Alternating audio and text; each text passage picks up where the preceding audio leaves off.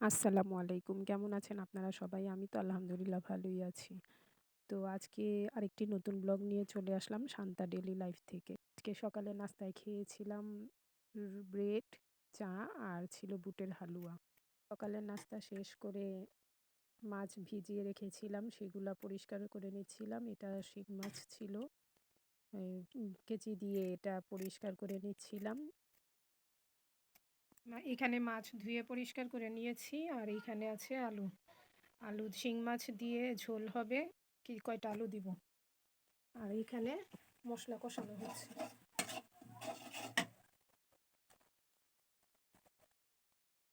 তো এখানে হলুদ মরিচের গুঁড়া, জিরা গুঁড়া দিয়ে দিচ্ছিলাম।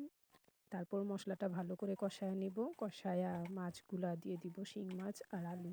শিং মাছগুলো ভালো করে কষানোর পর আলুগুলো দিয়ে দিব। মাছ আর আলু দিয়ে দিব।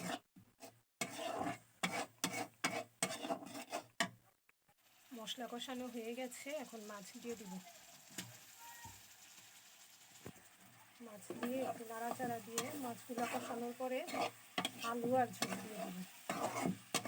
ব্লগটি যদি ভালো লেগে থাকে একটি লাইক দিয়ে স্কিপ না করে দেখা শুরু করবেন। আর চ্যানেলটি যদি ভালো লেগে থাকে অবশ্যই সাবস্ক্রাইব করে আমার পাশে থাকবেন, সাথে থাকবেন। তো এই তো শিং মাছের ঝোল রান্না হয়ে গেছে। তারপর ঘরের কাজগুলোও করে নিচ্ছিলাম আর একজন গেস্ট এসেছিল, সেজন্য আর ভিডিও কন্টিনিউ করতে পারিনি।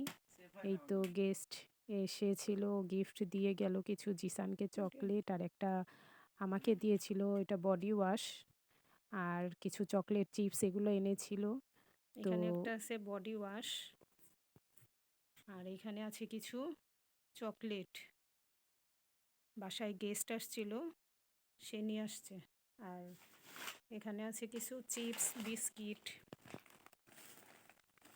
বিস্কিট আর একটা জুস, এগুলা নিয়ে আসছে গেস্ট। রান্নাবান্না শেষ করে ঘর গুছায় নিয়েছি। জিসানের ঘর গুছানো হয়ে গেছে। তারপরেই তো এই ঘর গুছানো শেষ, সব কাজটা শেষ, এখন শুধু ফ্রেশ হব। রান্নাবান্না শেষ করে ঘর গুছানোর পর কিছু সময় ফ্রেশ হয়ে রেস্ট নেওয়া যায়। যদি কাজগুলা সকালে যে কাজগুলা করব সেগুলা যদি রাতেই অনেক কিছু সেরে রাখা যায়, যেমন শাকসবজি কাটা আর এরপরের দিন সকালে কি রান্না হবে এগুলো আমি রাতেই ঠিক করে রাখি, তাহলে কাজগুলা করতে সুবিধা। তাহলে সকালে কাজের চাপটা কম থাকে, রিল্যাক্সভাবে কাজগুলা করা যায়। এই তো পাকঘরও গুছানো হয়ে গেছে, মোটামুটি সব কাজই শেষ।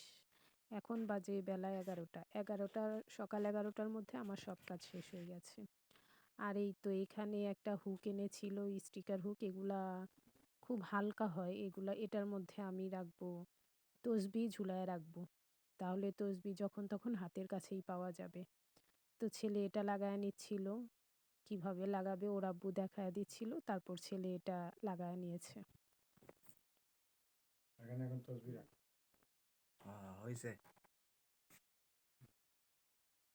আর এই তো এখানে টবে কিছু মাটি দেওয়া হচ্ছে। এখানে 2টা গাঁদা ফুলের গাছ এনেছে, এই গাছগুলা এইটার মধ্যে লাগাবে, এই জন্য 2 কালারের গাঁদা ফুলের গাছ আনা হয়েছিল। এখন মাটি দিয়ে গাছগুলা টবের মধ্যে লাগানো হচ্ছে।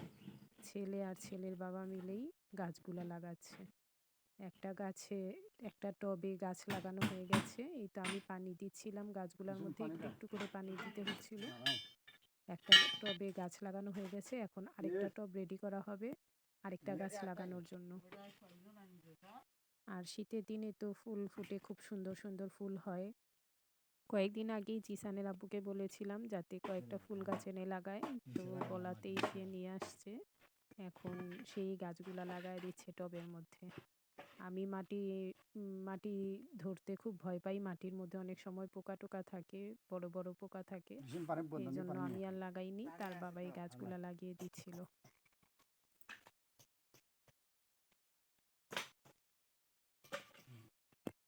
এই যে ফুল গাছ 2টা লাগানো হয়ে গেছে, দেখতে কিন্তু খুবই ভালো লাগছিল।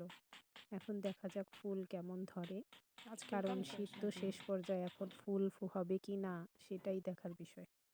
সন্ধ্যার নাস্তা-টাস্তা খেয়ে চা খাওয়ার পরে এই তো শিমের বিচিগুলা ছুলে নিচ্ছিলাম। এটা দিয়ে কি রান্না করব সেটাই ভাবছি আর ছিলছিলাম। আচ্ছা, আপনারা কমেন্ট করে জানাবেন তো যে শিমের বিচি দিয়ে কি দিয়ে খেতে বেশি ভালো লাগে? মাছ দিয়ে রান্না করলে ভালো লাগবে নাকি মুরগির মাংস দিয়ে রান্না করলে ভালো লাগবে? প্লিজ কমেন্ট করে জানাবেন। আর এই শিমের বিচিগুলা একা, একা বসে, বসে ছিলতে আমার প্রায় ২ ঘন্টার মতো সময় লেগেছিল। সময় লাগলেও রাতটা মোটামুটি কেটে যায়। আর এই তো এখানে কিছু সবজি বাজার করে এনেছিল, সেগুলাও গুছায় রাখতে হবে। বেগুন, শিম এগুলা এনেছিল। আর শিমের বিচি এ ছুলার পর দেখি এখনো অনেক সময় আছে, রাত কাটছিল না। এইজন্য রুটি বানিয়ে রাখছিলাম। এর পরের দিন সকালে যাতে রুটি বানানো কষ্টটা না করতে হয়, শুধু ভাজলেই হয়ে যাবে। রুটিগুলাও বেলে নিচ্ছিলাম। রুটিগুলা বেলে ডিবায় ভরে রাখবো। একটা কাগজের উপর আরেকটা রুটি দিয়ে কাগজ দিয়ে দিয়ে আমি রাখি। ডিপ ডিপ ফ্রিজে রাখি না, নরমাল ফ্রিজেই রাখি, কারণ সকালেই তো খাওয়া হবে আর ঠান্ডার দিন আছে, শীতের দিন আছে, তেমন একটা ক্ষতি হবে না।